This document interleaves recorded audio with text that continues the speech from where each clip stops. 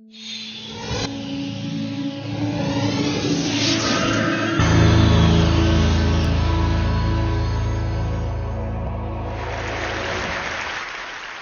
need to make a confession at the outset here.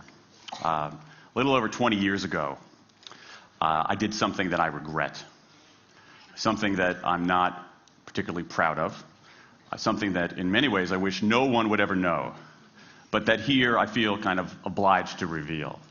In the late 1980s, in a moment of youthful indiscretion, I went to law school. Now,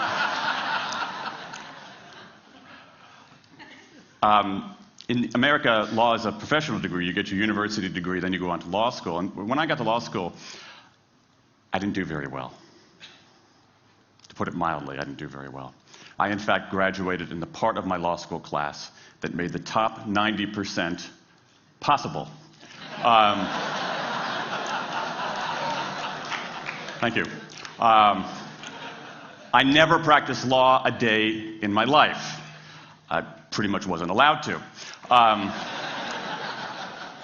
But today, against my better judgment, against the advice of my own wife, I want to try to dust off some of those legal skills, what's left of those legal skills. I don't want to tell you a story. I want to make a case. I want to make a hard-headed, evidence-based, dare I say lawyerly case for rethinking how we run our businesses. So, ladies and gentlemen of the jury, take a look at this.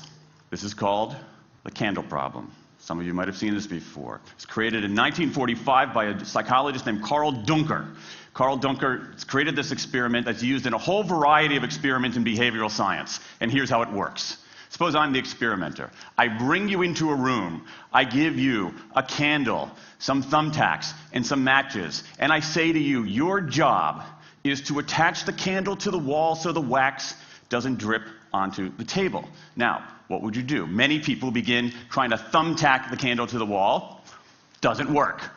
Some people, and I saw somebody kind of make the motion over here, some people have a great idea where they light the match, melt the side of the candle, try to adhere it to the wall. It's an awesome idea.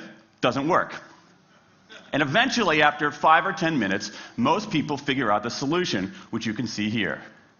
The key is to overcome what's called functional fixedness. You look at that box and you see it only as a receptacle for the tacks, but it can also have this other function as a platform for the candle.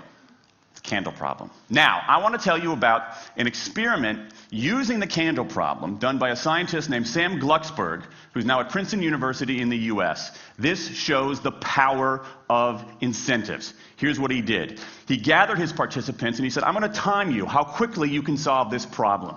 To one group, he said, I'm going to time you to establish norms, averages, for how long it typically takes someone to solve this sort of problem. To the second group, he offered rewards. He said, if you're in the top 25% of the fastest times, you get $5. If you're the fastest of everyone we're testing here today, you get $20. Okay, now this is several years ago, adjusted for inflation. It's a decent sum of money for a few minutes of work. Okay, it's a nice motivator. Question, how much faster did this group solve the problem? Answer, it took them on average 3.5 minutes longer. 3.5 minutes longer. Now this makes no sense, right? I mean, I'm an American, I believe in free markets, that's not how it's supposed to work, right? If you want people to perform better, you reward them, right? Bonuses, commissions, their own reality show, incentivize them. That's how business works. But that's not happening here. You've got an incentive designed to sharpen thinking and accelerate creativity, and it does just the opposite. It dulls thinking and blocks creativity. And what's interesting about this experiment is that it's not an aberration. This has been replicated over and over and over again for nearly 40 years. These contingent motivators. If you do this, then you get that.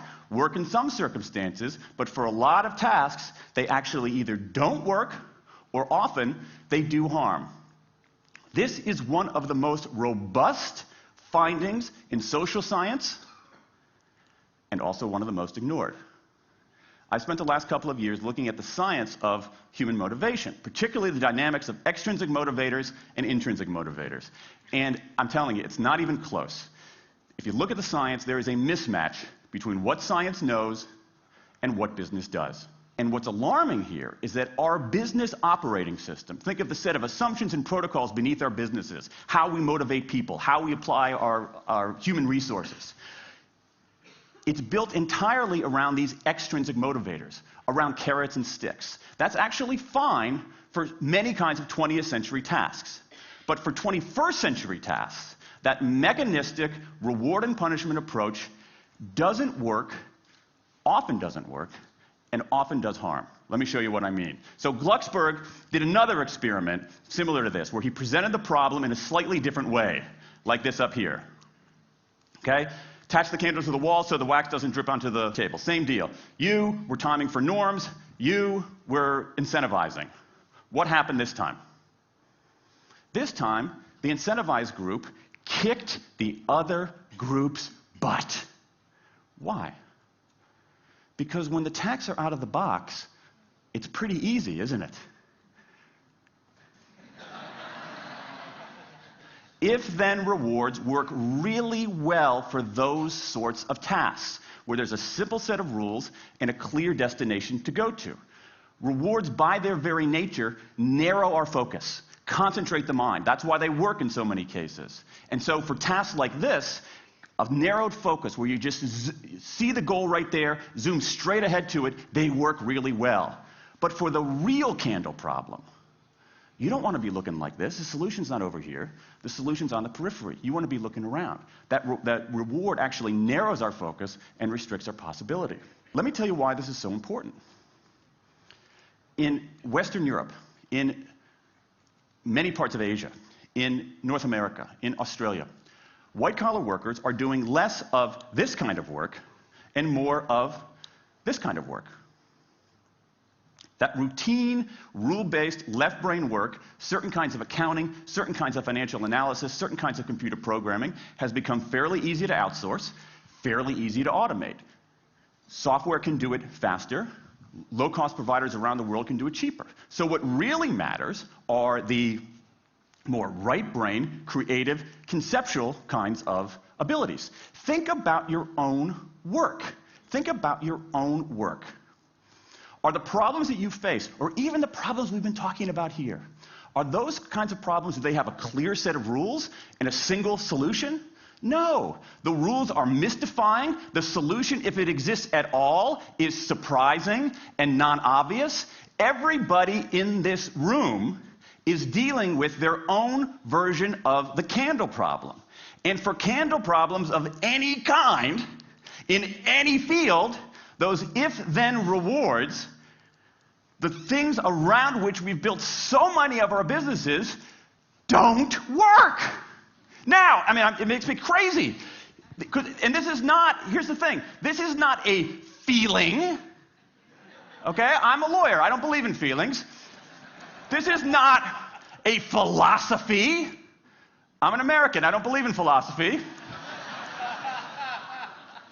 This is a fact, or as we say in my hometown of Washington, D.C., a true fact.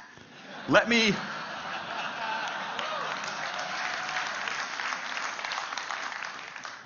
give you an example of what I mean. Let me marshal the evidence here, because I'm not telling you a story. I'm making a case, ladies and gentlemen of the jury. Some evidence. Dan Ariely, one of the great economists of our time, he and 3 colleagues did a study of some MIT students. They gave these MIT students a bunch of games that involved creativity and motor skills and concentration. And they offered them for performance 3 levels of rewards. Small reward, medium reward, large reward. Okay? Do really well, you get the large reward, on down. What happened? As long as the task involved only mechanical skill, bonuses worked as they would be expected. The higher the pay, the better the performance. Okay? But once the task called for even rudimentary cognitive skill, a larger reward led to poorer performance. Then they said, okay, let's see if there's any cultural bias here. Let's go to Madurai, India and test this. Standard of living is lower. In Madurai, a reward that's modest by North American standards is more meaningful there. Same deal. A bunch of games, 3 levels of rewards. What happens? People offered the medium level of rewards, did no better than people offered the small rewards. But this time, people offered the highest rewards. They did worst of all. In 8 of the 9 tasks we examined across 3 experiments, higher incentives led to worse performance. Is this some kind of touchy-feely socialist conspiracy going on here? No, these are economists from MIT, from Carnegie Mellon, from the University of Chicago. And do you know who sponsored this research? The Federal Reserve Bank of the United States.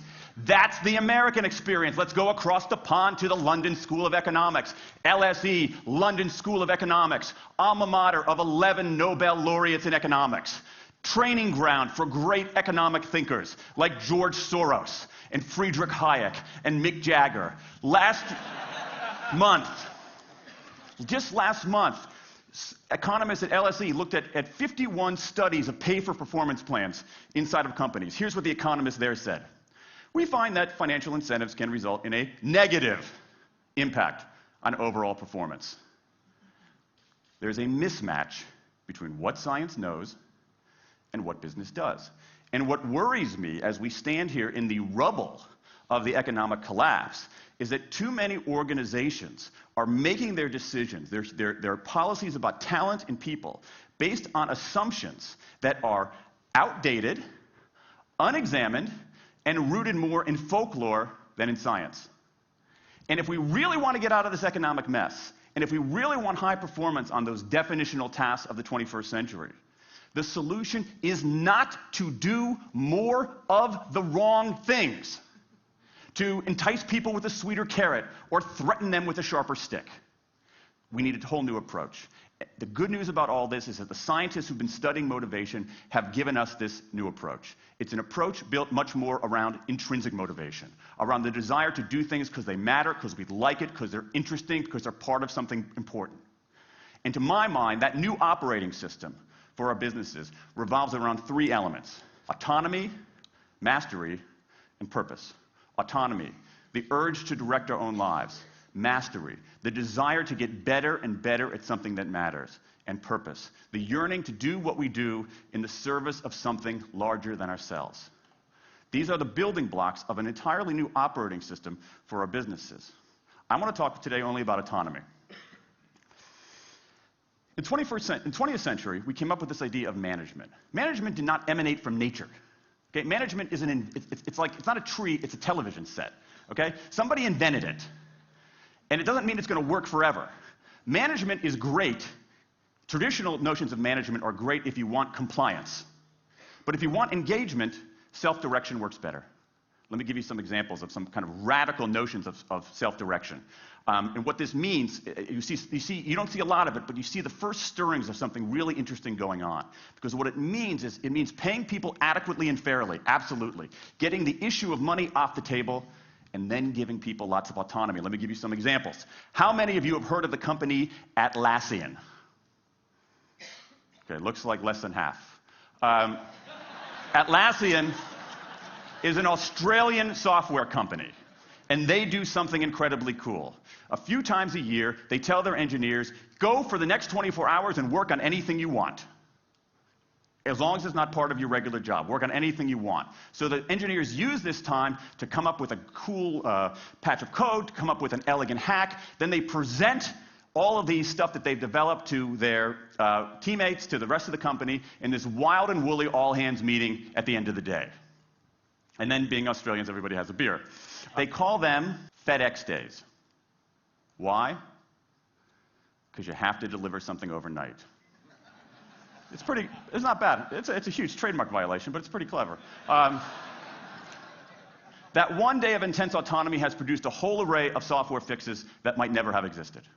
And it's worked so well that Atlassian has taken it to the next level with 20% time, done famously at Google, where engineers can spend 20% of their time working on anything they want.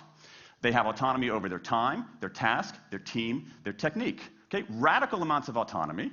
And at Google, as many of you know, about half of the new products in a typical year are birthed during that 20% time.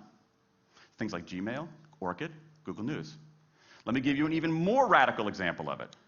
Something called the results-only work environment, the ROW, created by 2 American consultants in place at about a dozen companies around North America. In a ROW, people don't have schedules. They show up when they want. They don't have to be in the office at a certain time or any time. They just have to get their work done. How they do it, when they do it, where they do it, is totally up to them. Meetings in these kinds of environments are optional. What happens? Almost across the board. Productivity goes up, worker engagement goes up, worker satisfaction goes up, turnover goes down.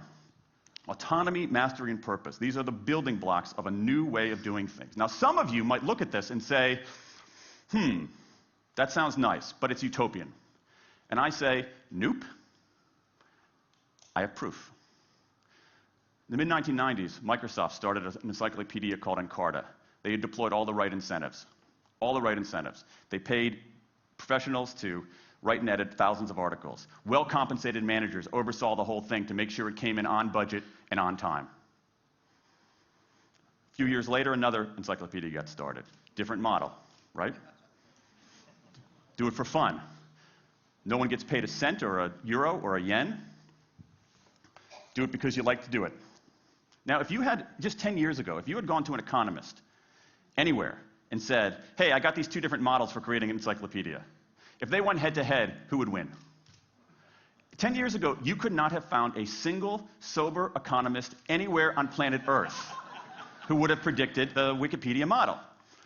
This is the titanic battle between these 2 approaches. This is the Ali Frazier of motivation, right? This is the thriller in Manila, all right? Intrinsic motivators versus extrinsic motivators. Autonomy, mastery, and purpose versus carrots and sticks. And who wins? Intrinsic motivation, autonomy, mastery, and purpose in a knockout. Let me wrap up. There's a mismatch between what science knows and what business does. And here's what science knows. 1, those 20th century rewards, those motivators we think are the natural part of business, do work, but only in a surprisingly narrow band of circumstances. 2, those if-then rewards often destroy creativity. 3, the secret to high performance isn't rewards and punishments, but that unseen intrinsic drive, the drive to do things for their own sake, the drive to do things because they matter. And here's the best part. Here's the best part. We already know this. The science confirms what we know in our hearts. So, if we repair this mismatch between what science knows and what business does, if we bring our notions of motivation into the 21st century, if we get past this lazy, dangerous ideology of carrots and sticks, we can strengthen our businesses, we can solve a lot of those candle problems, and maybe, we can change the world. I rest my case.